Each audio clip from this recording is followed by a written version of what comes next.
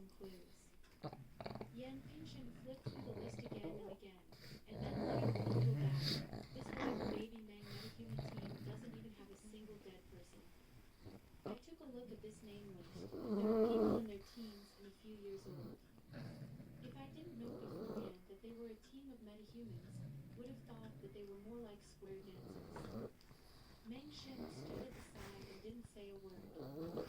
In the afternoon, he brought back a bunch of seeds, and then he was scolded by Yan Pingshen. This bunch of seeds couldn't even be used on a single zombie Christopher face, but Meng Shen had used more than 10 of them. Even if his family was rich, he couldn't afford to lose like this. Yan Pingshen was so angry that he cried out in pain, holding his chest for the entire afternoon. However, Meng Shen just looked at him with an especially innocent gaze, as if he had done something unforgivable. Yan Pingshen was even angrier. He shouldn't have brought Meng Shen out this time. If he didn't bring Meng Shen out,